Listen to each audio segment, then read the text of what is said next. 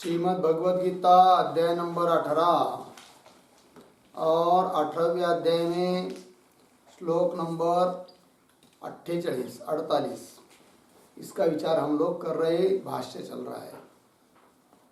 तो सभी कर्मों का त्याग होता है सिद्धांत के मत के अनुसार।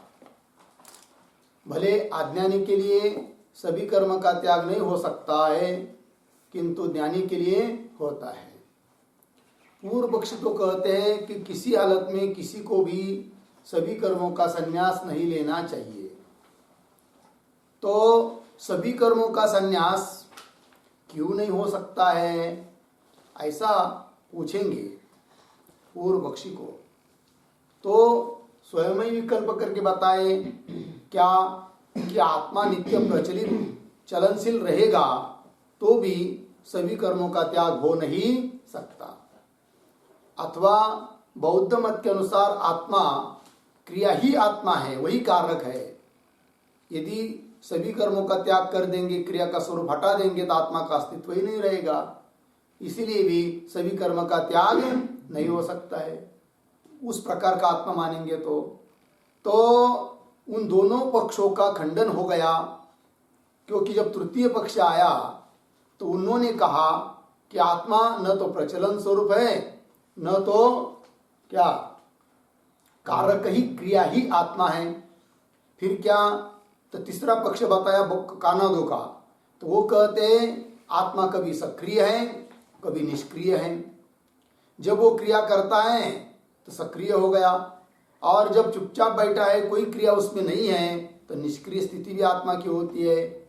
और जब निष्क्रिय स्थिति आत्मा की होती है तो उस समय सभी कर्म का त्याग हो सकता है। तो इस मत में तो सभी कर्म का त्याग हो सकता है, ये बात हुई। अब इस पर पुनः चिंतन हो रहा है कि ये जो तीसरा पक्ष है ये उचित है क्या। तो पूर्व पक्षी पूछेगा, तो उत्तर दिया कि ये पक्ष भी ठीक नहीं है। तो क्यों ठीक नहीं है, क्या इसमें दोष है?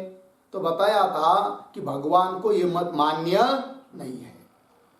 पुनः प्रश्न आया कि मत, ये जो तीसरा मत है कानादो का, ये भगवान को अभिप्रेत नहीं है, ये आपको कैसा पता चला? तब उसको उत्तर दे रहे कि भगवान कानाद का मत भी भगवान को मान्य नहीं है। कैसे पता चला, इस बात को समझा रहे। कथम ज्ञायते, ये तो प्रश्न हुआ। आगे, यतः आह भगवान नासतो विद्यते भावः इत्यादि। ठीक है, कानादानाम ही असतः भाव सतः च अभाव इति इदं मतम। देखिए भाई, यतः तो कैसा पढ़ेंगे इसको? यतः एक शब्द छोड़कर, यतः भगवान नासतो विद्यते भाव इत्यादि आह।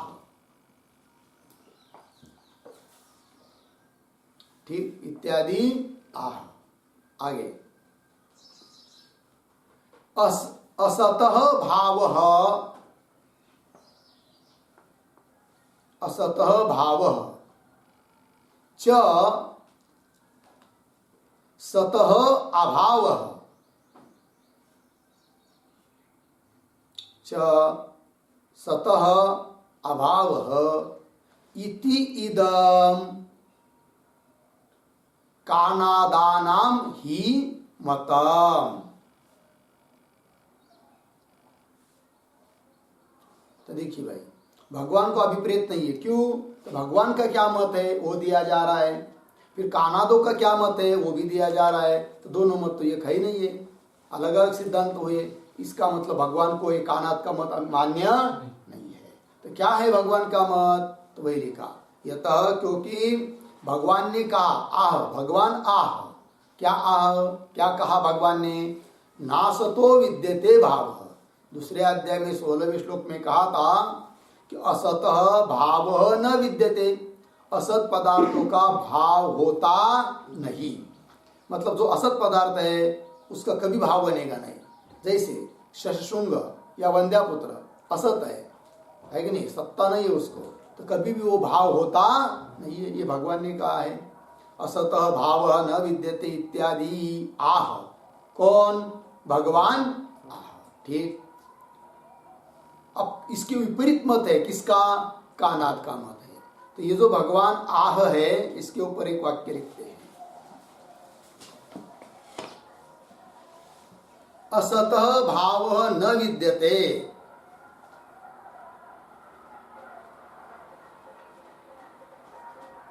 असतः भाव न विद्यते, अर्धविराम। सतः च अभावः, सतः च अभावः न विद्यते इति भगवता उक्तम, इति भगवता उक्तम। पूर्णविराम। कानादैः एतत् विपरीतम उक्तम, कानादैः एतद् विपरीतम उक्तम। कैसे? लिखिए, असतः भावः विद्यते, असतः भावः विद्यते, अर्धविराम। सतः च अभावः विद्यते, सतः च अभावः विद्यते इति। तस्मात् इदं काणादमतम्, इदं काणादमतम् अभागवतम्, अभागवतम। ठीक है, देखिए वे अर्थ। तो भगवान ने कहा है असत भाव न विद्यते, असत पदार्थों का कभी भाव नहीं होता है, और सतः च अभाव न विद्यते, सत पदार्थों का कभी अभाव नहीं होता है, ये भगवान ने कहा है। और कानाद लोगों ने इसके विपरीत उल्टा कह दिया, ये तो विपरीतम उक्तम। क्या उल्टा कह दिया? कि वो कहते हैं असत भाव विद्यते, भगवान क्या कहते हैं? असत भाव न विद्यते। और ये क्या कहते हैं? असत भाव विद्यते, असत पदार्थ का भाव होता है। और इतना ही नहीं, तो आगे क्या है? सतः च अभाव विद्यते, किसका मत? काणाद का मत, कि सत पदार्थ जो है उसका क्या होता है? अभाव होता है। और भगवान क्या कहते हैं? सतः अभाव न विद्यते, सत पदार्थ का कभी अभाव नहीं होता है। तो बिल्कुल उल्टा हुआ, विपरीत हुआ। लेकिन इसलिए ये जो काणाद मत है ये भगवान को मान्य नहीं है। तस्मात् इदम काणाद मतम अभागवतम। ठीक। अब भगवान का मत क्या है वो तो पता चल गया। काणाद क्या कहते हैं भाष्य के अनुसार? देखिए नीचे, च लगाना भाई ना, नहीं क्या? असत भाव च सतः अभाव, ये कानाद का मत हुआ। क्या करे वो? असत भाव, मतलब असत पदार्थों का भाव होता है। जैसे घट उत्पन्न होने के पहले कपाल जब रहते उस समय घट है क्या? नहीं है, घट विद्यमान नहीं है, मतलब क्या है? असत है। और जब व्यापार होगा, क्रिया होगी, कपाल एक दूसरे को जोड़ा जाएगा, ये सब होगा, तब क्या उत्पन्न होगा? उसी कपाल में घट उत्पन्न होता है। तो पहले था क्या? नहीं, पहला कैसा था? असत। अब क्या हो गया? उत्पन्न हो गया, तो भाव सत हो गया, भाव हो गया, तो असत भाव बन गया। और वो घट जब नष्ट हो जाता है, तो जब घट था तो सत है, जब नष्ट हुआ तो उसका क्या हुआ? असत हुआ, असतपना हुआ, अभाव हुआ। तो अभाव असत पदार्थ हो, असत का सत होता है और सत असत होता है। किसका मत? कानाद मत। वही लिखा है, देखिए, असतः भाव च सतः अभाव इति इदम, इस प्रकार का यह इति इदम हो गया ना जी। कानादानाम ही मतम, ये कनाद ऋषि को, ऋषि यानी कनाद ऋषि से अनुयायी, कनाद ऋषि के जो अनुयायी है उनका सबका ये क्या है? मत है। तो भगवान के मत के साथ विरोध हुआ। ठीक है जी, एक वाक्य लिखेंगे इस पर भी।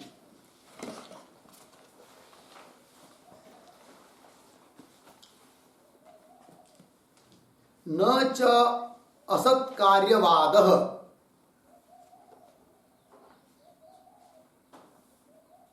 न च असत्कार्यवादः काणादोक्तः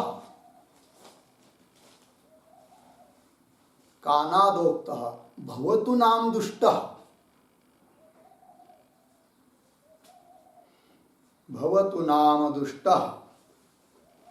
अर्धविराम सक्रियं निष्क्रियं च आत्मवस्तु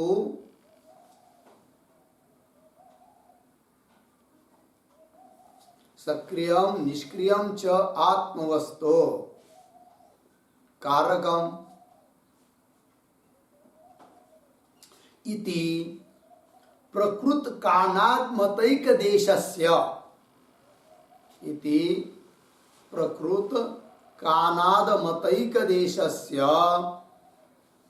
कथं दुष्टत्वम्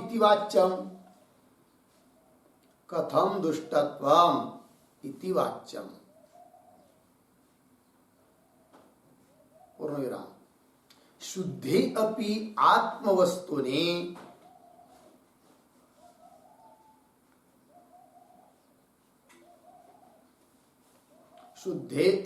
आत्मवस्तुने अविद्यमाना क्रिया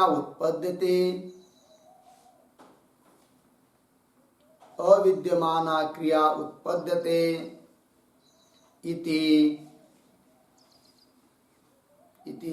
असत्कार्यवादस्य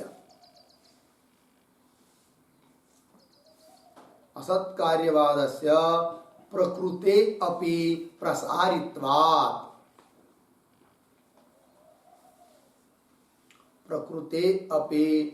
प्रसारित्वात् पूर्णविराम शुद्धं निष्क्रियं हि आत्मवस्तो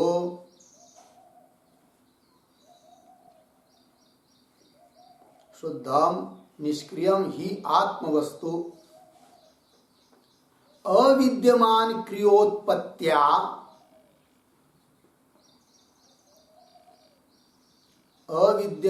क्रियोत्पत्त्या सक्रियं भवति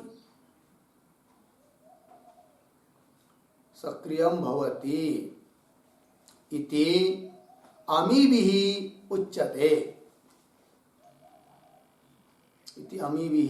उच्यते पूर्णविराम तस्मात् असत्कार्यवाद सत्वात्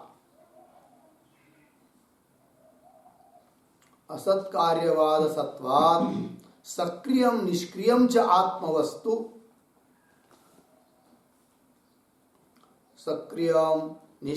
आत्मवस्तु इति एतत् कानादमतम् अभागवतत्वात् दुष्टम एव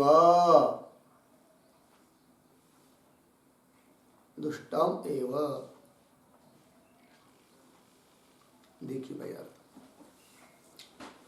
ये जो कानाद मत वाले हैं एकदेशी समझते स्वयं को, वो बोल रहे हैं कि भले असत कार्यवादी जो कानाद मत है वो दुष्ट होने दो, हम तो क्या करते हैं, आत्मा को सक्रिय निष्क्रिय मानते हैं, तो हमारे में क्या दोष है, हमको क्यों दोष दे रहे हो। ठीक देखिए, न कान्वय वाच्यम के साथ असत कार्यवाद कानादोक्त भवतु नाम दुष्ट, वो पूर्व पक्षी बोल रहा है असत कार्यवाद जो कि कानाद ऋषि के द्वारा प्रणीत है वो भवतु नाम दुष्ट, दूषित होने दो। सक्रियम निष्क्रियम च आत्मवस्तु कारकम, किंतु क्रिया कभी क्रिया होती है कभी क्रिया नहीं होती है, ऐसी जो आत्मवस्तु है वो करता है, ऐसा हम लोग मानते हैं। इति प्रकृत कानादमतैक देशस्य, ये जो कानादमत आप उल्लेख कर रहे हो उसका ही एक देश जो हम लोग है वो बोल रहे पूर्व पक्षी, जो लोग आत्मा को सक्रिय निष्क्रिय मानते हैं। प्रकृत कानादमतैक देशस्य कथम दुष्टत्वम इति वाच्यम न च वाच्यम, उसका भी खंडन कर रहे हैं। बोल रहे कि भाई तुम्हारा मत भी कोई उस कानाद मत से कोई अलग नहीं है, तुम्हारा भी असत कार्यवाद ही सिद्ध हो जाता है।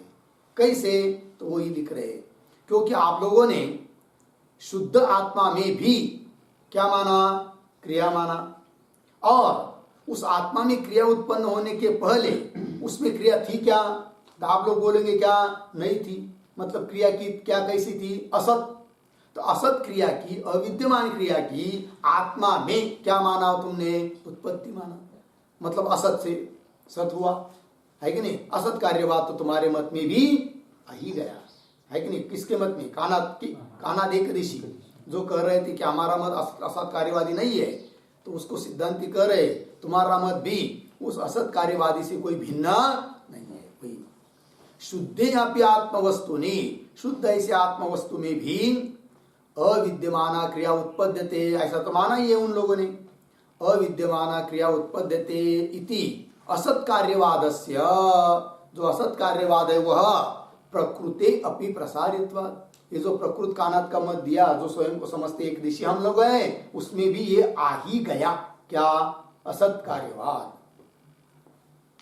हो गया ना? प्रसारित्वाद शुद्धे, शुद्धम निष्क्रियम ही आत्मवस्तु, शुद्ध ऐसी जो निष्क्रिय क्रिया रहित आत्मवस्तु, अविद्यमान क्रियोत्पत्तिया, और उसमें आप लोगों ने क्या माना? क्रिया की उत्पत्ति माना, और जो की क्रिया उसके पहले उसमें नहीं थी, अविद्यमान थी, मतलब असत थी, और उसका सत हो गया, वो असत कार्यवाद आ गया। तो अविद्यमान क्रियोत्पत्त्या सक्रियम भवति इति अमीभिः उच्यते, इन लोगों के द्वारा कहा जाता है। तस्मात् असत कार्यवाद सत्वात्, इसलिए असत कार्यवाद ही है यह, कोई अलग नहीं है। इसलिए सक्रियम निष्क्रियम च आत्मवस्तु इति तत्, इस प्रकार का जो कानाद मत है, तो कानाद मतम अभागवतत्वात्, भगवान को अभिप्रेत न होने के कारण दुष्टम एवं दूषित ही है। लग गया जी? चलिए भाई आगे हो गया ना? ये हुआ।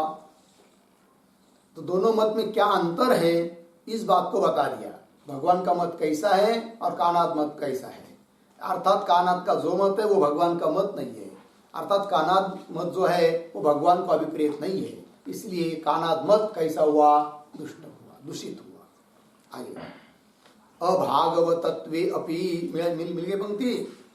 अभागवतत्वे अपि, इसके ऊपर लिखिए आक्षेपः।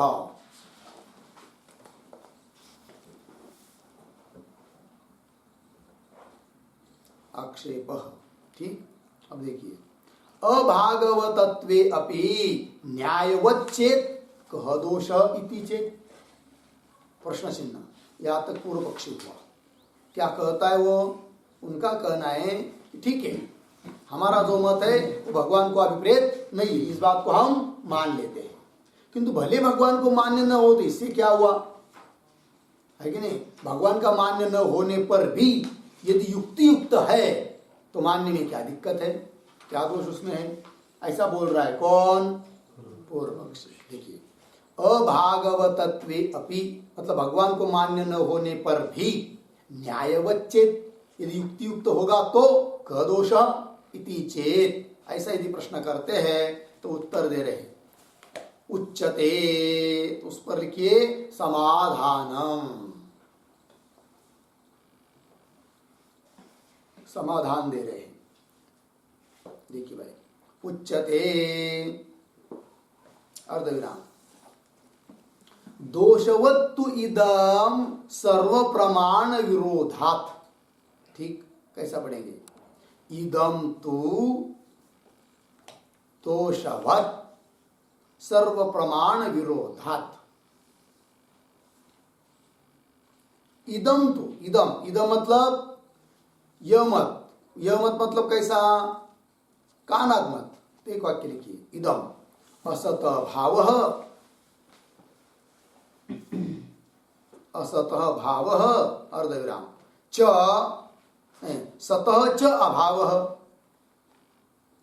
सतः च अभाव इति एतत् कानादमतम् इत्यर्थः, इति एतत् कानादमतम् इत्यर्थः।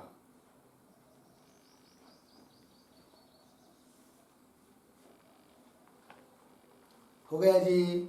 चलिए भाई, इदम, इदम मतलब असत भाव, असत का भाव होता है और सत का अभाव होता है। इस प्रकार का जो कानात्मक है वह इदम तो दोषवत, दोषवत मतलब दुष्टम एव इत्यर्थ, दुष्ट ही है, दोष वाला ही है, दुष्टम एव इत्यर्थ। हेतु दे रहे उसके लिए, क्यों दुष्ट है, क्यों दूषित है, तो दे रहे इदम तो दोषवत सर्व प्रमाण विरोधात, सभी प्रमाणों के साथ विरोध है, किसका, इस कानात्मक का, इसलिए कानात्मक योग्य। पहली बात तो भगवान को मान्य नहीं है, दूसरी बात सभी प्रमाण के साथ विरोध है। आगे कथम प्रश्न चिन्ह, ये पूर्व पक्षी है, वो बोलता है कथम, क्या अर्थ है कथम का, तो कथम का अर्थ कथम सर्व प्रमाण विरोध इति पृच्छति,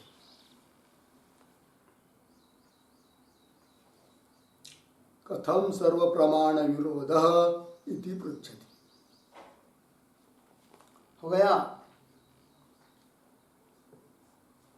सभी प्रमाणों के साथ विरोध कैसा है, इस बात को पूछ रहे, कैसा विरोध है बताओ, कथम कैसा विरोध है सभी प्रमाण के साथ इस पद का, तो दे रहे आगे यदि तावत द्युनुकादि द्रव्यम प्राग उत्पत्ते है अत्यंतम एव असत उत्पन्नम च स्थितम कंचित कालम पुनः अत्यंतम एव असत्वम अपद्यते तथा च सति असदेव सज्जायते अभावः भाव भवति, अर्धविराम भावः च अभावः इति। देखिए भाई, एक एक बात को पढ़ते हैं। यदि तावत द्युनुकादि द्रव्यम है कि नहीं, तो खंडन कर रहे, विरोध दिखा रहे हैं।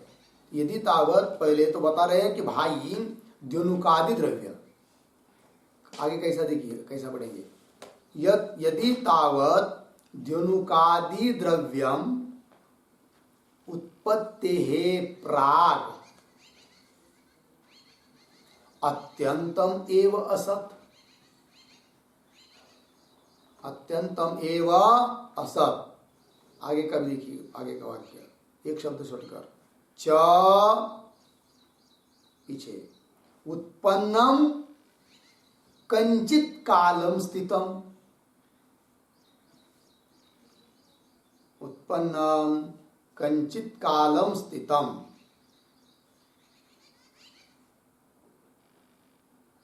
हो गया ना जी, कंचित कालम स्थितम। आगे पुनः अत्यंतम एव असत्वम आपद्यते, पूर्ण विराम। देखिए इतने का अर्थ क्या लिख रहे, देखिए यदि तावत द्युनुकादि द्रव्यम उत्पत्ति प्राग, द्युनुकादि द्रव्य उत्पन्न होने के पहले, प्राग मतलब पहले, तो द्युनुकादि द्रव्य लिया, क्यों, परमाणु को ले नहीं सकते, क्योंकि परमाणु कैसा है, नित्य है, लेकिन उत्पन्न होता नहीं है, किंतु द्युनुकादि तो उत्पन्न होते, दो परमाणु एकत्र आ जाते हैं तो द्युनु बन जाता है, ठीक, और तीन धेनुक एकत्र आते हैं तो त्रसरेणु बन जाता है। तो त्रसरेणु का मतलब है जो हम लोगों को सूर्य प्रकाश में घर के अंदर खिड़की से या ऊपर से कहीं से ये आता है सूर्य किरण, तो उसमें बारीक बारीक कण घूमते हुए दिखाई देता है। तो वो जो कण दिखाई दे रहे जो हाथ को नहीं लगते, आँख को दिखते हैं, तो उस कण को बोलते हैं त्रसरेणु। उस एक कण को लेंगे और उसका 6 टुकड़ा करेंगे तो जो छठवां भाग है उसको कहते क्या, परमाणु। और परमाणु को कैसा माना गया, इन लोगों ने, न्याय वैशेषिक आदि लोगों ने सबने क्या नित्य माना है, अर्थात कन्नड़ लोग मत के अनुसार नित्य कौन, परमाणु उत्पन्न होता नहीं है, इसलिए उत्पन्न होने वाला जो द्युनुक आदि उसका उदाहरण लिया। तो देखिए, तो उत्पत्ति पहले, उत्पत्ति के पहले परमाणु को नहीं ले सकते क्योंकि उत्पन्न नहीं होता है, द्युनुक उत्पन्न होता है। इसलिए क्या लिखा है वाक्य में, यदि तावत द्युनुकादि द्रव्यम, द्युन आदि शब्द से त्रसरेणु घट पट अंत्य अवयवी तक सब ले सकते हैं। यदि तावत द्युनुकादि द्रव्यम उत्पत्ति है प्राग, उत्पन्न होने के पहले, अत्यंतम एव असत, ऐसा माना है कनादों ने। उत्पन्न होने के पहले कैसा था? दोनों अत्यंत असत था। कैसा था जी? जैसे पट उत्पन्न होने के पहले तंतु तो है, पट उत्पन्न हुआ नहीं, होने के पहले पट कैसा है? अत्यंत असत है। तो बोलेंगे भाई असत इतना ही लिखना चाहिए था, उत्पत्ति प्राग असत, अत्यंत ये पद क्यों दिया? तो उसमें भी कुछ रहस्य है। क्या रहस्य है? तो लिखेंगे एक वाक्य।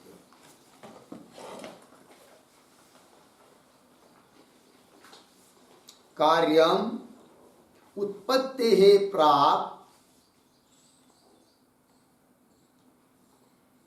कार्यम उत्पत्तेः प्राक् अनभिव्यक्तम सत्,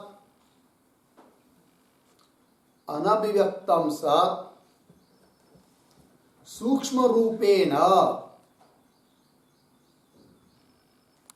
सूक्ष्म रूपेण कारणे वर्तमानं च, कारणे वर्तमानं च सत्, वर्तमानं च सत् असत् इति उच्यते, असत् इति उच्यते। इति मत व्यावृत्तये, इति मत व्यावृत्तये आह अत्यंतम एव असत् इति, अत्यंतम एव असत् इति। देखिए भाई, एक मत ये भी चलता है कि कार्य उत्पन्न होने के पहले वो अत्यंत असत नहीं है, अपितु जो भी कार्य उत्पन्न होना है तो उत्पन्न होने के पहले अपने अपने कारण में स्थित है। कौन? कार्य। लेकिन कैसा स्थित है? अनभिव्यक्त अवस्था में है। दो शब्द, अभिव्यक्त अनभिव्यक्त। जब कार्य उत्पन्न हो गया तो अभिव्यक्त हुआ, प्रकट हुआ, और कारण अवस्था में कार्य तो दिखाई नहीं दे रहा है, किंतु उस कारण में भी है कौन? कार्य, किंतु कैसा है वो? अनभिव्यक्त है। ऐसा भी एक मत है। तो उनके मत में तो कारण अवस्था में कार्य अत्यंत असत नहीं हुआ, क्योंकि उन्होंने कारण में कार्य माना है। किंतु कणाद मत वाले जो है उनके मत में कारण अवस्था में कार्य की स्थिति मानी नहीं है कि नहीं? जैसे सांख्यों ने मानी है वैसे मानी नहीं है। इसका मतलब इसका मत कैसा हुआ? अत्यंत असत है। कौन? कार्य उत्पन्न होने के पहले कारण स्थिति में वो कार्य कैसा है? अत्यंत असत है। कारण में स्थित भी कुछ नहीं है, है ही नहीं।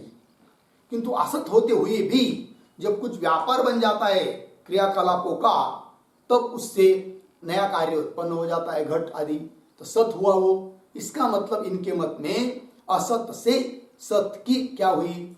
उत्पत्ति हुई। हो गया ना? तो वही लिख देखिए,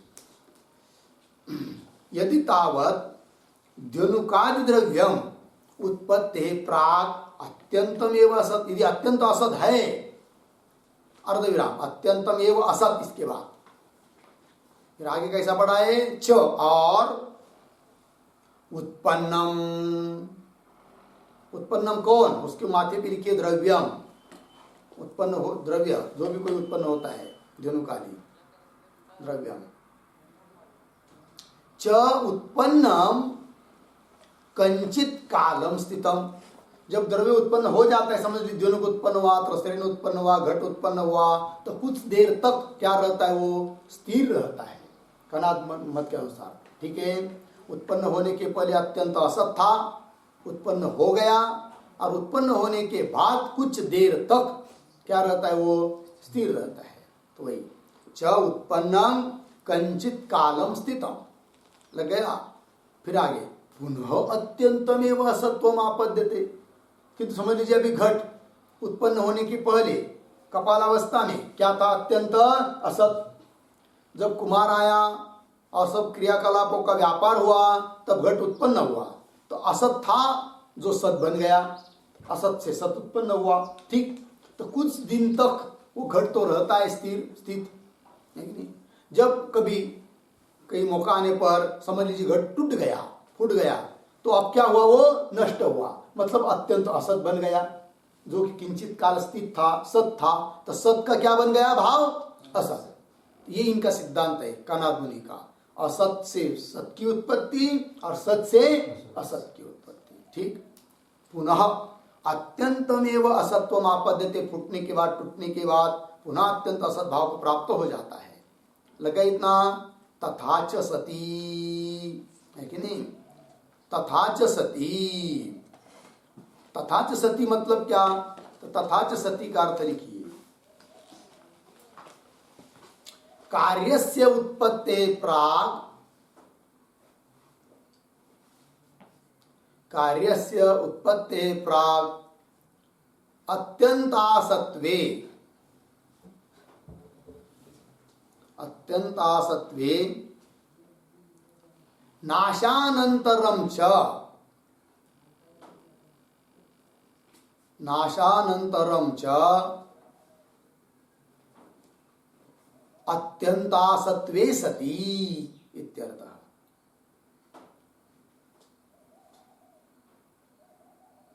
नाशानंतरम च अत्यंतासत्वे सती इत्यर्थः। ठीक।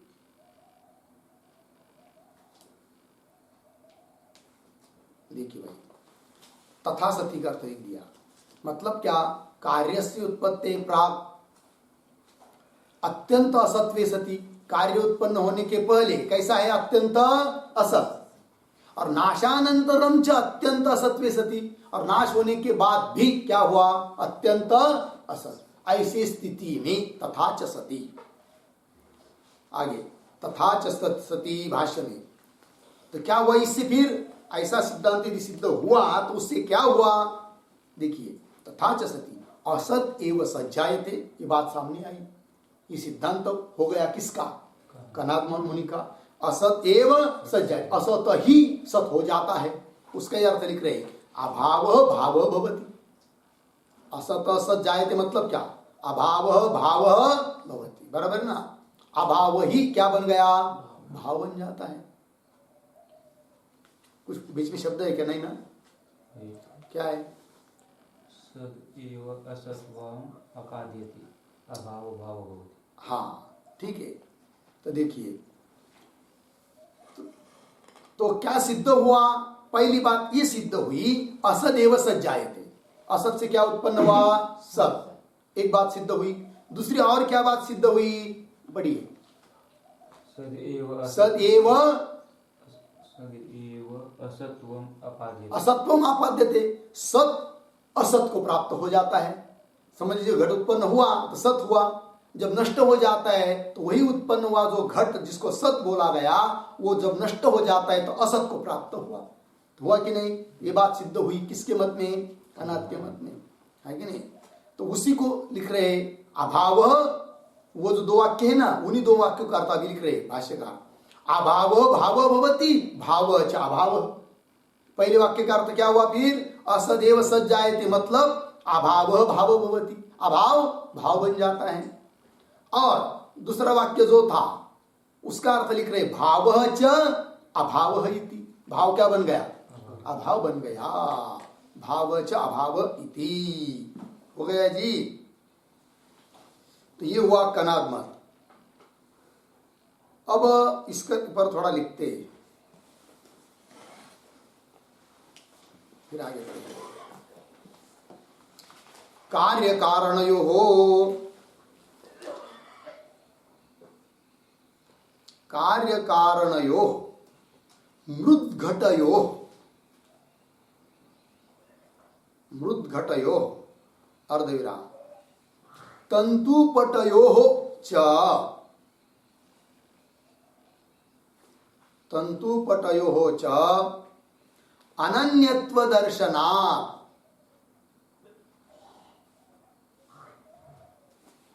अनन्यत्व दर्शनात् कारणम एव कार्यम भवति, कारणम एव कार्यम भवति इति कृत्वा, इति कृत्वा असत एव सज्जायते,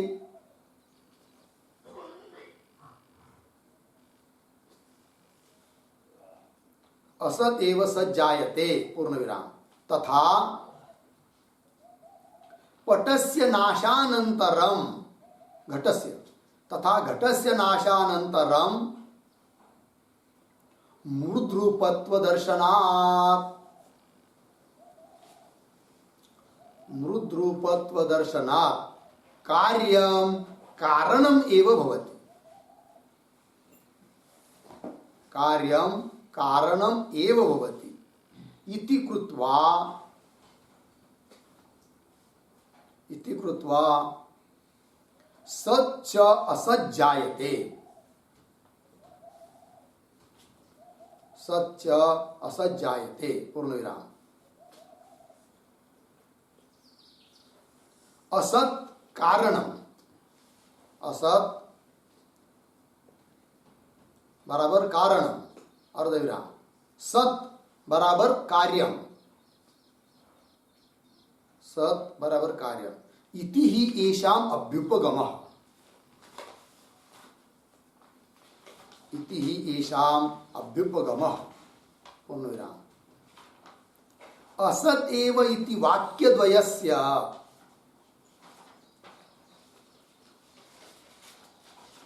असत एव इति वाक्यद्वयस्य स्वयं एव अर्थम आह स्वयं एव अर्थम आह अभाव इति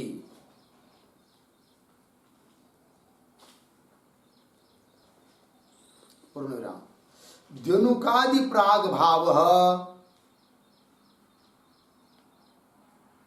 द्युनुकादि प्राग भावः द्युनुकादि रूपः भावः भवति द्युनुकादि रूपः भावः भवति अर्धविराम द्युनुकादि रूप भावः च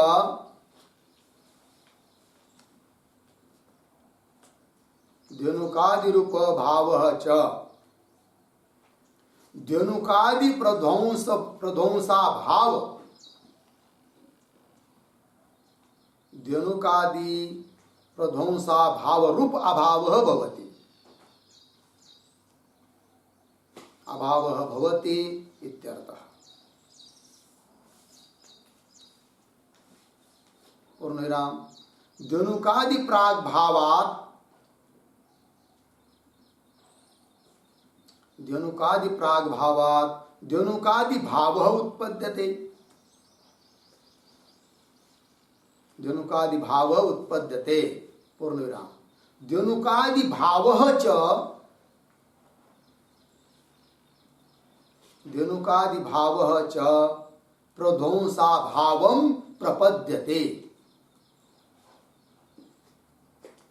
प्रध्वंसा भावं प्रपद्यते इति अमीभिः उच्यमानत्वात् इति अमीभिः उच्यमानत्वात् इति भावः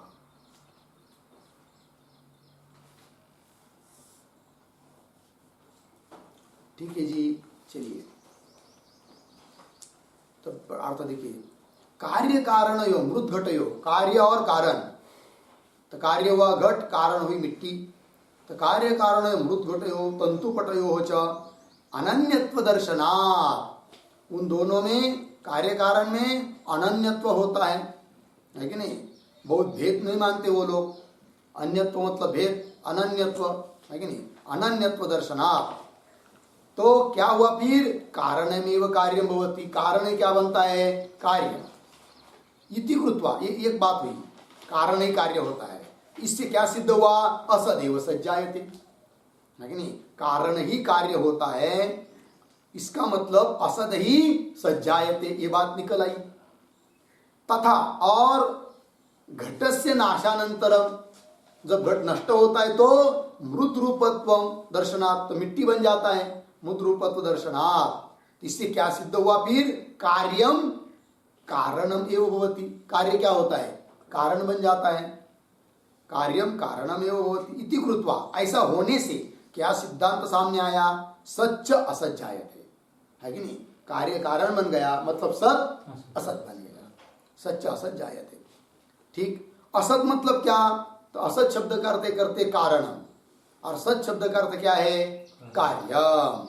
तो असत से सत उत्पन्न होता है कि नहीं? चलिए, सत मतलब कार्यम ही, इति ही येषाम अभ्युपगम, इनका ये स्वीकार है।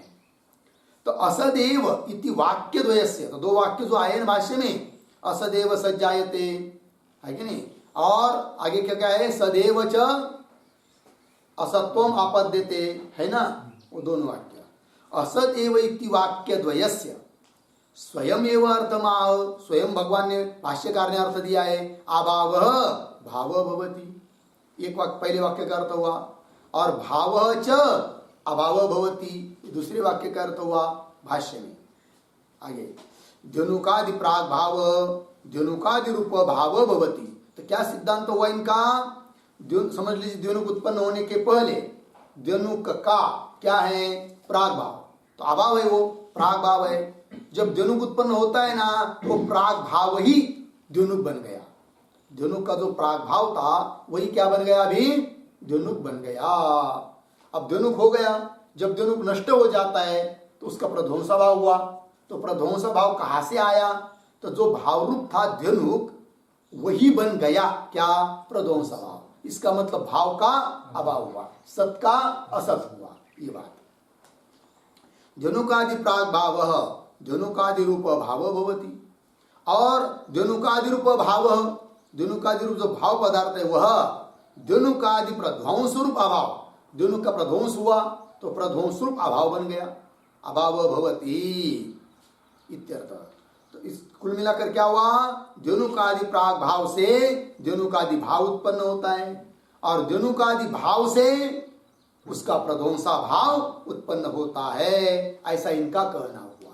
तो ये इनका मत सभी प्रमाणों के साथ विरुद्ध कैसा है, इस बात को बताने के लिए पहले इन कानादों का सिद्धांत क्या है, मत क्या है, वो बताना पड़ता है। इसलिए ये मत अभी बताया। ठीक, आगे चलेंगे। तत्र अभाव जायमान प्राग उत्पत्तेः शश विषाण कल्पः समवायी असमवायी निमित्ताख्यम कारणम अपेक्ष जायते इति। अब देखिए, खंडन करना शुरू कर दिया, अभी तक तो उनका मत बताया। तो देखिए, तत्र, तत्र का क्या अर्थ है? तत्र का अर्थ है अभाव भाव भवति इति अस्मिन् अंशे। अभाव भाव भवति, अभाव भाव भवति इति अस्मिन् अंशे इत्यर्थः।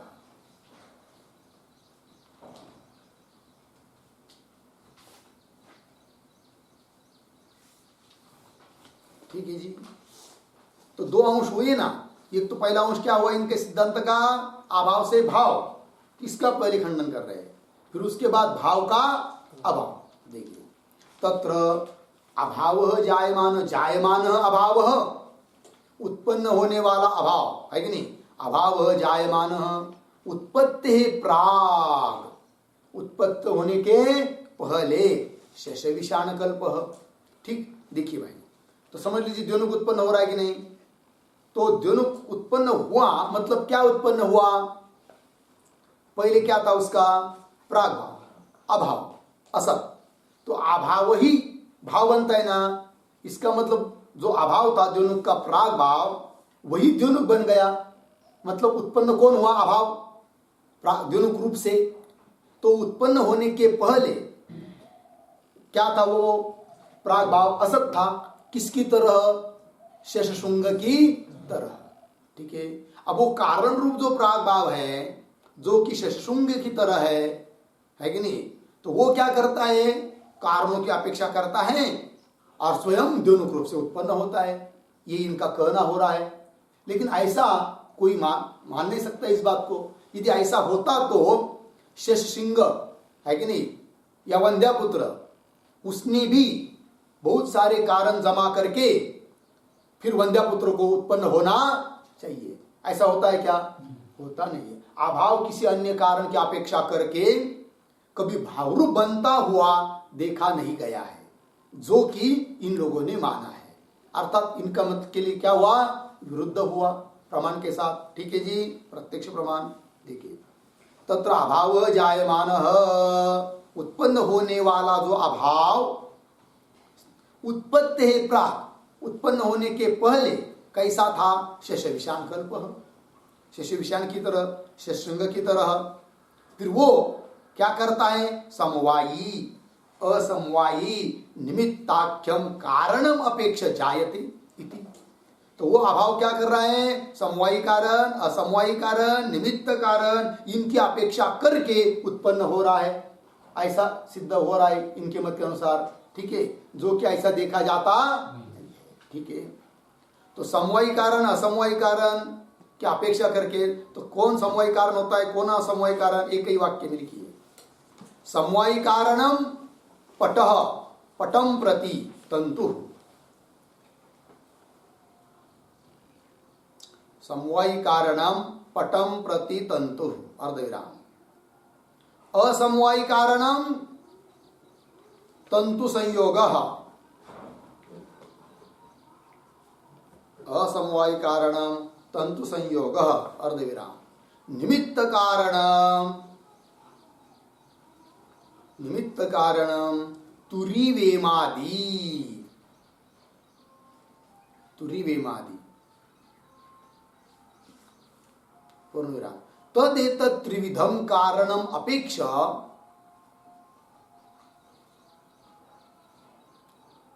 तदेतत् त्रिविधम कारणम अपेक्षा अभावः भावः भवति, अभावः भावः भवति इति च एतैः उच्यते।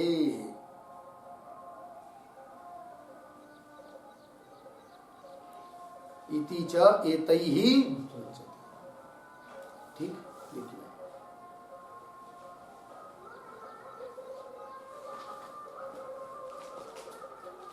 देखिए, समवायी कारण पट के लिए कौन है, तंतु, बरोबर। हाँ, असमवायी कारण उसी पट के लिए कौन है, तंतुओं का संयोग कौन है, और उसी पट के लिए मादिक बाकी का साहित्य, ये तीन हुई। तो तदेतत् त्रिविधम कारणम, इस प्रकार के तीन कारण की अपेक्षा करके कौन उत्पन्न हो रहा है, कौन अपेक्षा कर रहा है, अभाव। तो कारण किसको माना इन्होंने, अभाव को। तो वह अभाव क्या कर रहा है, इस प्रकार के तीन कारण की अपेक्षा सहायता करके लेकर, सहायता लेकर भाव भवती, अभाव भाव बन रहा है, अभाव ही बन रहा है, कौन, भाव। लेकिन कैसा, तीन कारणों की अपेक्षा करके, ऐसा इनका कहना हुआ। ठीक, चलिए आगे। कारणम, हाँ, समवायी असमवायी निमित्ताख्यम कारणम अपेक्षा जायते इति, ये हो गया ना। आगे आगे चलिए, न च एवं अभाव उत्पद्यते कारणम व अपेक्षते, अखंडन। तो ऐसा इनका कहना हुआ। अब देखिए, न च एवं अभाव उत्पद्यते अर्धविराम कारणम व अपेक्षते इति शक्यम वक्तुम अर्धविराम, क्यों, असताम शेष विषाणादीनाम अदर्शनात्। देखिए भाई, थोड़ा अन्वय करेंगे। च एवं अभाव उत्पद्यते, अभाव उत्पद्यते अर्धविराम, वा कारणम अपेक्षते, वा कारणम अपेक्षते इति वक्तुम, वाक्य के शुरू में आया था न, इति वक्तुम न शक्यम। क्यों, आगे, असताम शश विषाणादीनाम अदर्शनात्। ठीक है जी, देखिए भाई अर्थ। अच्छा, और एवं इस प्रकार से अभाव उत्पद्यते, इस प्रकार से अभाव ही उत्पन्न हो जाता है, ऐसा वो लोग मान रहे हैं, किंतु ये मानना उनका ठीक नहीं। वक्तुम न शक्यते, ऐसा उनका कहना ठीक नहीं। क्यों? उस प्रकार व्यवहार कहीं पर दिखाई देता नहीं है। च एवं अभाव उत्पद्यते, मतलब क्या लिखते इस पर एक वाक्य, च एवं अभाव उत्पद्यते। अभाव उत्पद्यते बराबर भाव रूपेण जायते। अभाव उत्पद्यते बराबर भाव रूपेण जायते इति। जायते इति अर्धविराम, अर्धविराम आगे। अभाव स्वोदयं प्रति स्वोदयं प्रति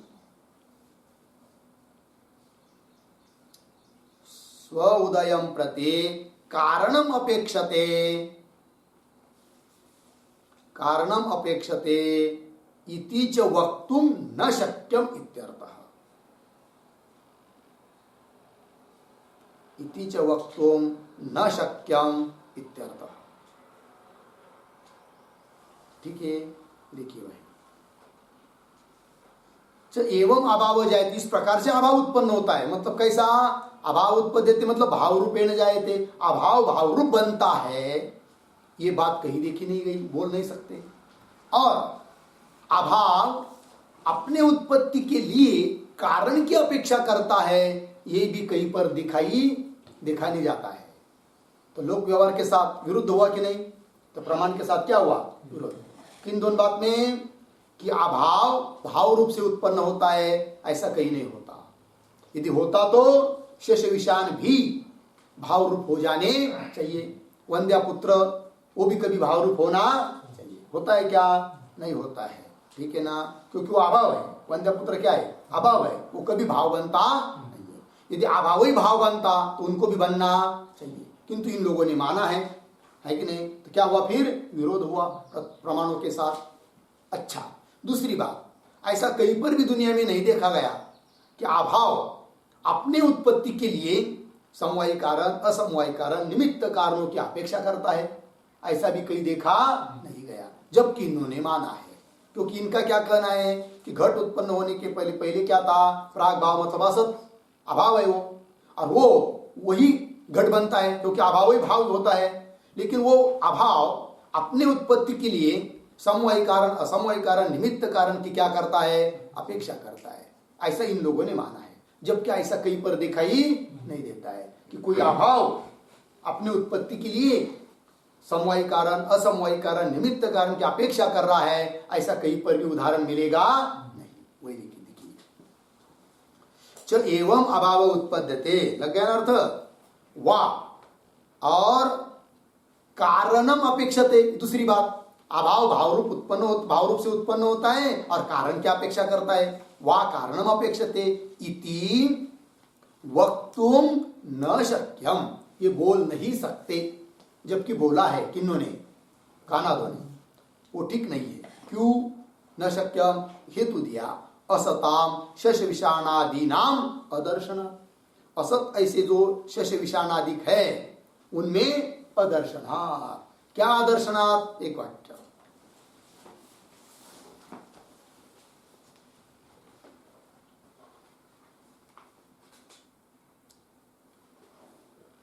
उत्पत्ति कारण अपेक्षत्वयोः अदर्शनात्।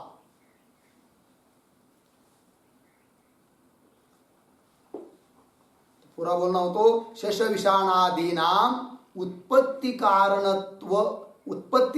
अपेक्षत्वयोः, शेष विषाणादीनाम उत्पत्ति कारण अपेक्षत्वयोः अदर्शनात् इत्यर्थः।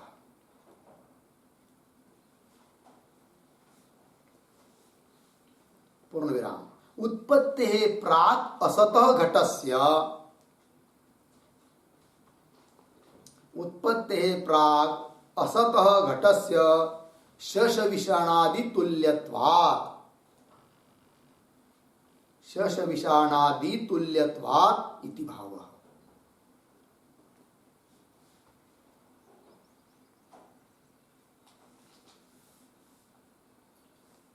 ठीक, देखिए भाई,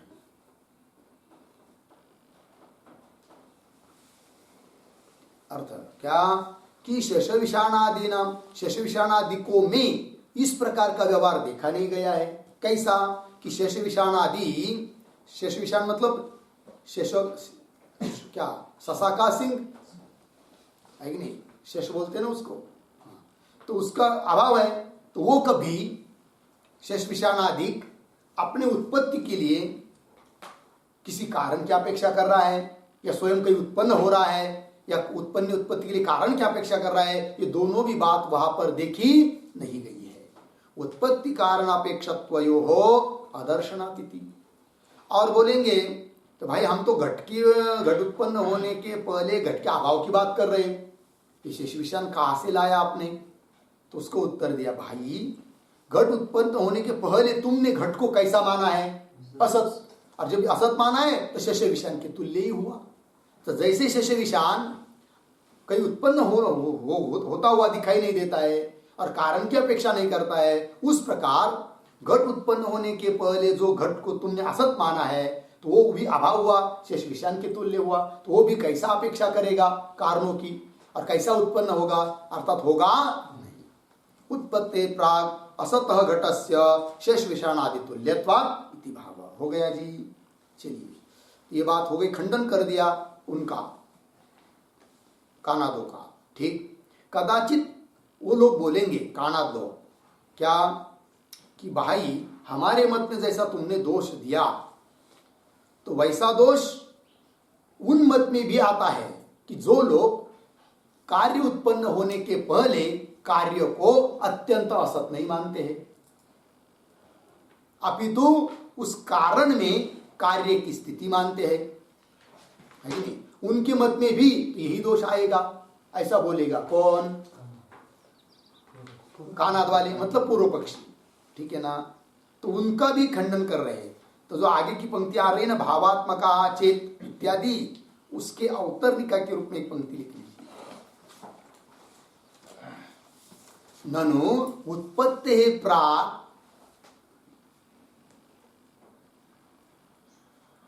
ननु उत्पत्ति प्राक् घटस्य सत्वे अपि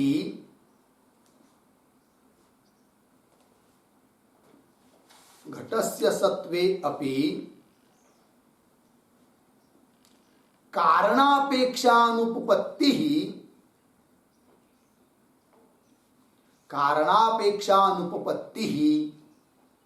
तदवस्था एव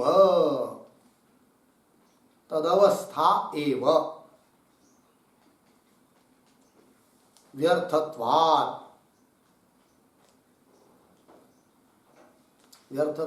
इति अतः आह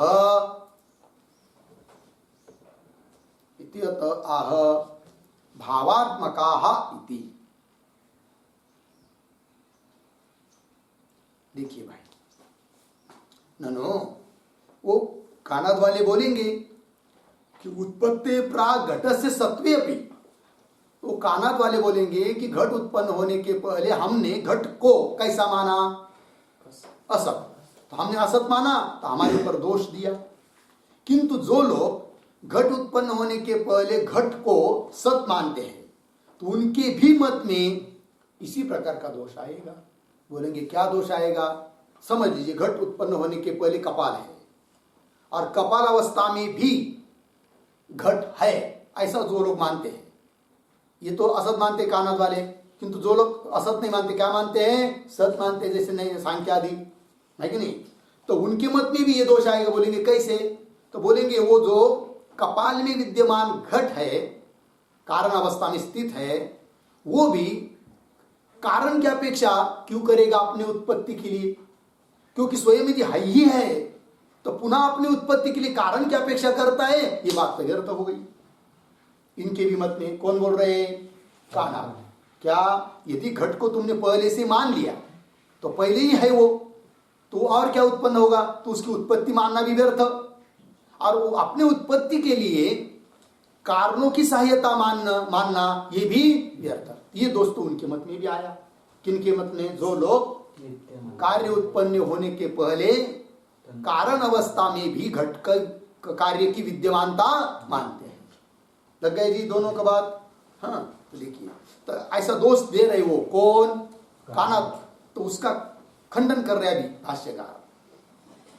भावात्मका चेत घटादय उत्पद्यमाना किंचित अभिव्यक्ति मात्र कारणम अपेक्ष उत्पद्यन्ते इति शक्यम प्रतिपत्तुम। ठीक है, अन्वय करके पढ़ेंगे। उत्पद्यमाना घटादय भावात्मका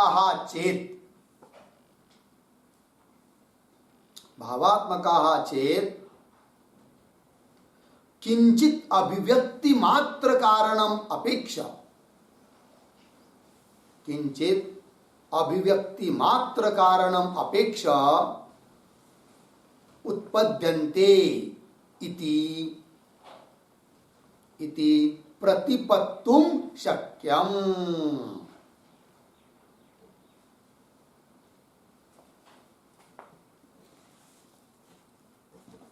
ठीक, देखिए भाई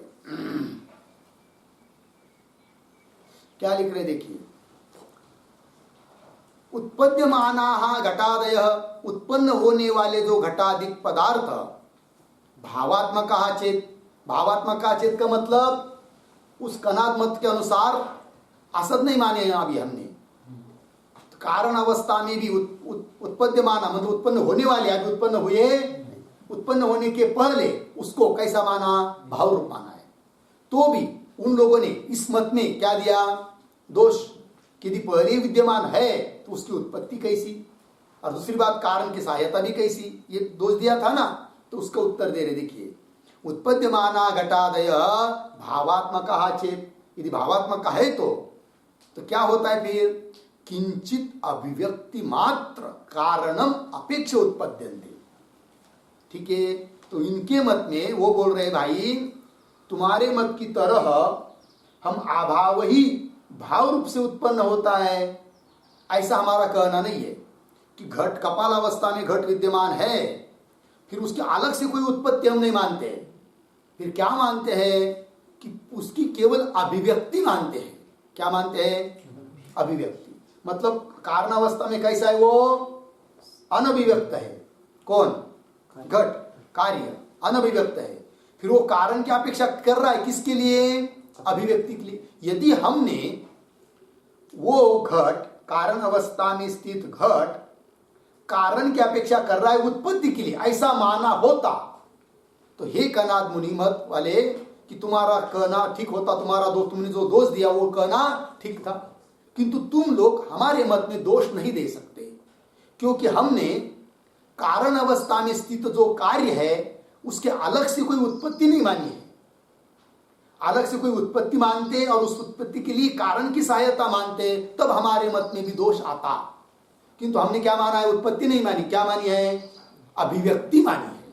अनभिव्यक्त था तो वो क्या हुआ?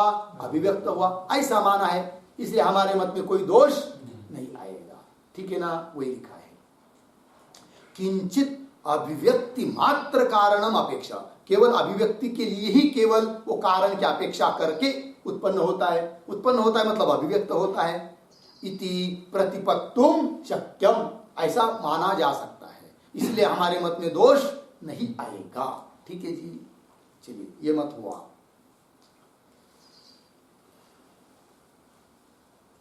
इसके ऊपर थोड़ा लिखते हैं, 2-3 वाक्य। उत्पत्तेः प्राक्, उत्पत्तेः प्राक् अनभिव्यक्ततया स्थितत्वेन, अनभिव्यक्ततया स्थितत्वेन कार्यस्य,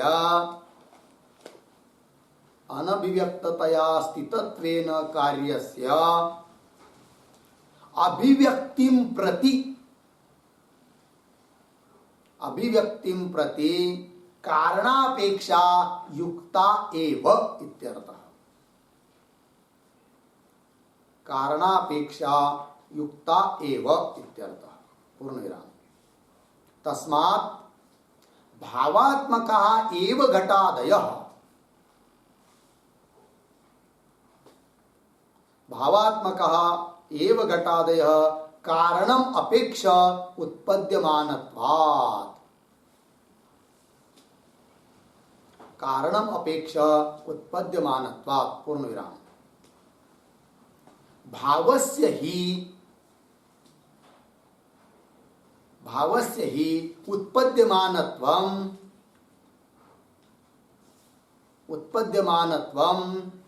अर्धविराम कारणापेक्षत्वम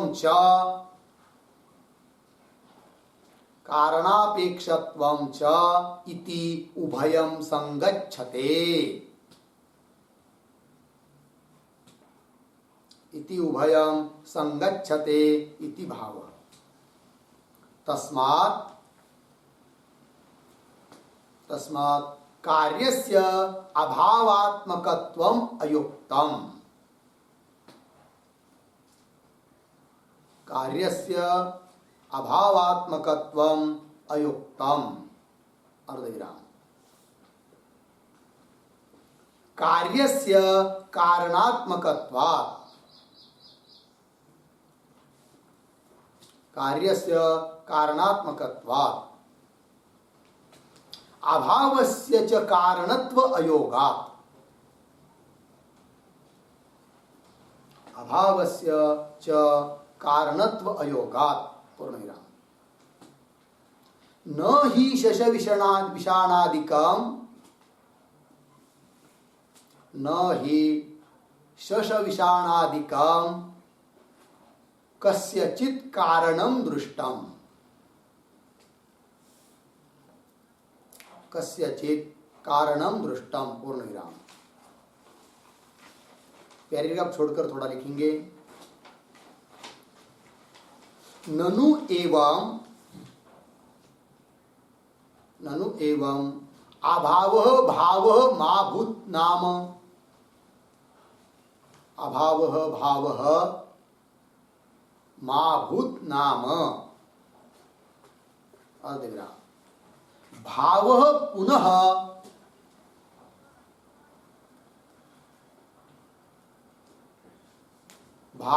अभाव भवति एव,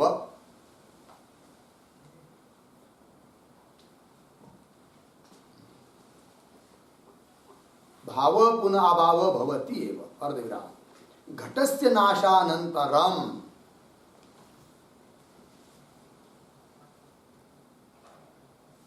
घटस्य नाशानन्तरं प्रध्वंसाभाव दर्शनात् इति चेत्, प्रध्वंसाभाव दर्शनात् इति चेत् पूर्णविराम। मैवम् अपि मा एवम् अपि, मा एवम् अपि। आगे नष्टस्य अपि घटस्य, नष्टस्य अपि घटस्य कपालत्व चूर्णत्वादिलक्षण भावत्वम् एव, कपालत्व चूर्णत्वादिलक्षण भावत्वम् एव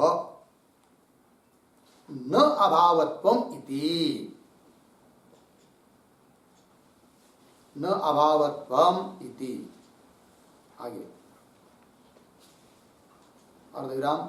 उत्पत्तेः प्राग इव, उत्पत्तेः प्राग इव नाशानन्तरम् अपि, नाशात् अनन्तरम् अपि सूक्ष्मरूपेण,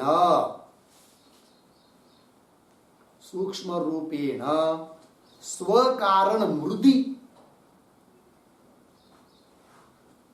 स्वकारण मृदि एव घटस्य, घटस्य सत्वाभ्युपगमात्, सत्वाभ्युपगमात् पूर्णविराम। तस्मात् भावात्मकस्य घटस्य, भावात्मकस्य घटस्य न अभावात्मत्व प्राप्ति ही विरोधात्, अभावात्म प्राप्ति ही विरोधात् इति भावः च अभावः न एव भवति, इति भावः च अभावः न एव भवति। ठीक, देखिए भैया, तो उत्पत्ति प्राग अनभिव्यक्ततया स्थितत्वेन कार्यस्य, उत्पत्ति के पहले कार्य स्थित है, कैसा? अनभिव्यक्त रूप से। ठीक, उत्पत्ति प्राग अनभिव्यक्ततया, अनभिव्यक्त रूप से स्थितत्वेन कार्यस्य, अभिव्यक्तिं प्रति, अभिव्यक्ति के लिए कारणापेक्षा युक्ता एवं, वो कारण की अपेक्षा करता है, तो ये बात ठीक है। तस्मात् भावात्मका एव घटादयः, है कि नहीं, कारणम अपेक्षा उत्पद्यमानत्वा, इसलिए भावात्मक ही घटाधिक है और वह वे कारण की अपेक्षा करके उत्पन्न हो जाते, अभिव्यक्त हो जाते। ये ठीक है। वो ठीक नहीं है तुम्हारा कहना कि जबकि तुमने क्या माना, घट कार्य उत्पन्न होने के पहले असत है, अभाव रूप है, और वो अभाव ही कार्य रूप से उत्पन्न होता है और वो कारणों की अपेक्षा करता है वो अभाव, ये कहना ठीक नहीं है। अपितु उत्पन्न होने के पहले भी घटाधिक कार्य कैसे भावात्मक है, और वो भावात्मक है, वो कारणों की अपेक्षा करके अभिव्यक्ति रूप उत्पत्ति को प्राप्त हो जाते हैं, ये कहना ठीक है। ठीक है, चलिए आगे। भावस्य उत्पद्यमानत्वम, भाव उत्पन्न होता है और कारणापेक्षत्वम च, और कारण की अपेक्षा करता है, इति उभयम संगच्छते, दोनों बात सुसंगत हो जाती है। तस्मात् कार्यस्य अभावात्मकम अयुक्तम, इसलिए हे काना वाले हो, क्या कार्य जो है वो अभावात्मक होता है, ये कहना ठीक नहीं। कार्य से अभावात्मकम अयुक्तम, कार्य से कारणात्मकत्वात्, कार्य कारण रूप होता है, तो कार्य जो घट उसने अपने अभाव रूप माना तो अभाव भाव बन गया, ये तो कहना बिल्कुल क्या है, विरुद्ध है। देखिए, कार्य से कारणात्मकत्वात् अभावस्य च कारणत्वा योगा, अभाव तो कारण बन नहीं सकता, क्यों? देखा नहीं जाता है।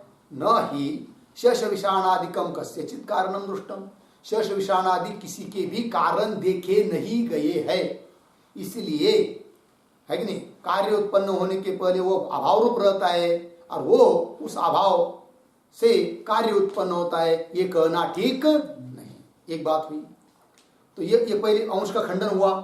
अब जो दूसरा अंश उन्होंने माना है, किसने?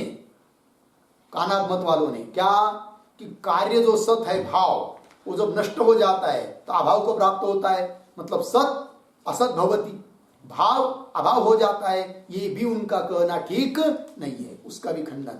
तो पहले उनका मत थोड़ा सा अनु एवं, इस प्रकार से ऊपर का कहे हुए के अनुसार अभाव भाव महाभूत नाम, है कि नहीं, वो कह रहे अभी अभाव भाव होता है, इस बात को ठीक है, कोई बात नहीं, खंडन कर दिया हमारा तो हम मान लेंगे, किंतु देखिए आगे, ननु एवं अभाव भाव महाभूत नाम, किंतु भाव पुनः अभाव भवति, किंतु भाव तो अभाव हो ही जाता है और ये देखा भी जाता है। जैसे घट है, भाव तोड़ दिया तो क्या बन गया, प्रध्वंस, तो अभाव बन गया कि नहीं, तो भाव अभाव हुआ, ये तो देखा जाता है, इसको तो मान लो।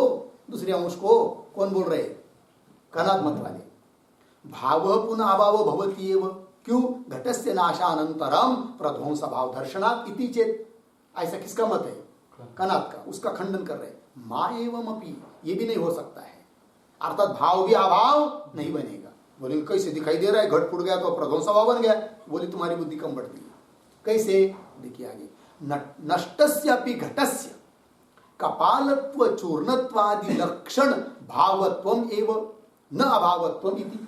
देखिए, तो वो कह रहे है कि नहीं, घट भाव है कि नहीं, बराबर नष्ट हो गया, तो नष्ट हो गया तो अभाव बन गए, क्यों बोल रहे हो? बोले क्या बोलना चाहिए फिर? तो घट जब नष्ट हुआ तो कपाल चूर्ण बन गया, है कि नहीं, या कपाल कपालिका बन गया। तो कपाल चाहे कपालिका चाहे चूर्ण, ये क्या सब पदार्थ है? भाव है। तो भाव भाव बन गया, भाव अभाव बन गया, ये कहना ठीक नहीं। नष्टस्यपि घटस्य कपालत्व, कपाल रूप बन जाता है या चूर्ण रूप बन जाता है। चूर्णत्वादि लक्षण भावत्वम एव न अभावत्व, कोई भी भाव पदार्थ नष्ट होने के बाद अभाव बन जाता है, ये देखा नहीं जाता है। खंडन कर दिया किसका? कनादों का।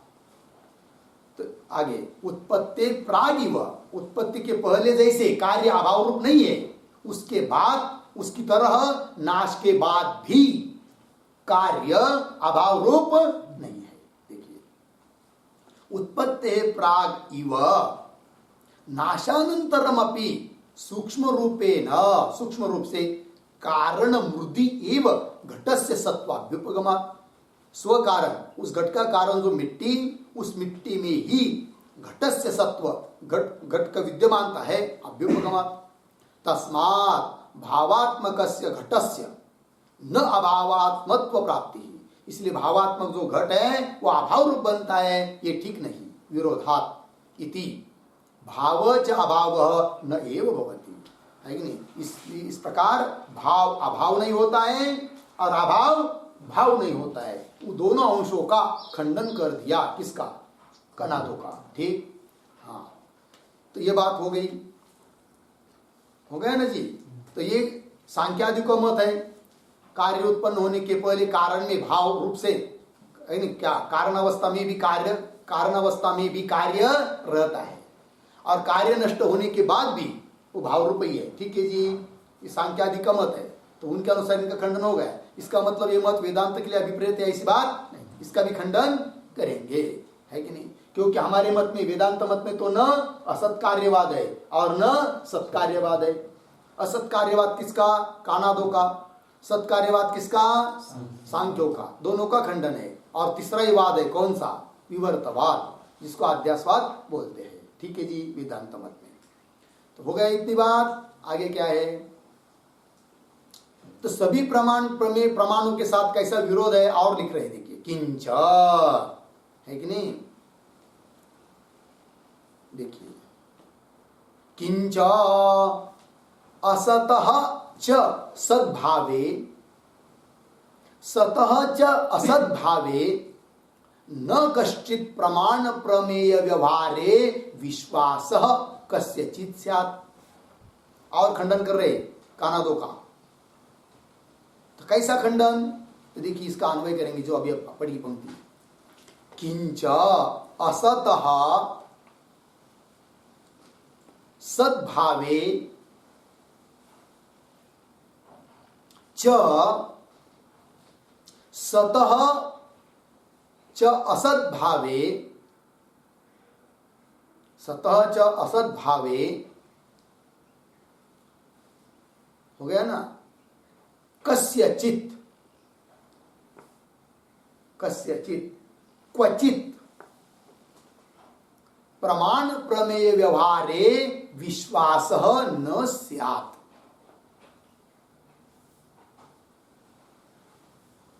हो गया अर्थ। देखिए, किंच और खंडन। असतः सद्भावे, हे कनाद मुनि, तुम्हारे मत में तुमने क्या माना? असत को असत का सत होता है ये माना, और सत का असत होता है ये माना। यदि ऐसा मानोगे तो बहुत दिक्कत आएगी। क्या? किंच असत सद्भावे, असत सत बन जाता है, और सत च असत भावे, और सत असत बन जाता है। ऐसा यदि मानोगे तो कस्यचित्, किसी व्यक्ति को भी, क्वचित, कहीं पर भी, प्रमाण प्रमेय व्यवहारे विश्वास न स्यात्, किसी को भी कहीं पर भी प्रमाण प्रमेय व्यवहार में विश्वास नहीं होगा। बोलेंगे क्यों नहीं होगा विश्वास? तो विश्वास क्यों होता है? तो आगे का वाक्य देखिए, सत सद एव अर्धविराम, असत असत एव इति निश्चयानुपपत्ति है। इस निश्चय की अनुपपत्ति हो जाएगी, इसलिए विश्वास लोगों का नहीं रहेगा। तो क्या निश्चय होता है लोगों में? तो लोगों में यह निश्चय होता है कि सत सद एव, सत पदार्थ सत ही होता है और असत असत ही होता है। ये लोगों का क्या है? निश्चय है। अब तुम क्या मान रहे हो? सत असत हो जाता है कि नहीं, और असत सत असत हो जाता है, असत सत हो जाता है और सत असत हो जाता है। ऐसा मानेंगे तो लोगों का निश्चय टूट जाएगा ना। लोगों का निश्चय क्या है? सत सत ही रहता है, असत असत ही रहता है। वंद्यपुत्र हमेशा वंद्यपुत्र ही रहेगा और सत हमेशा सत ही रहेगा।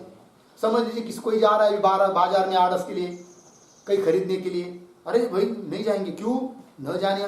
तो कल तो सत थी वो वस्तु, अब असत हुई होगी, तो क्या हो जाएगा?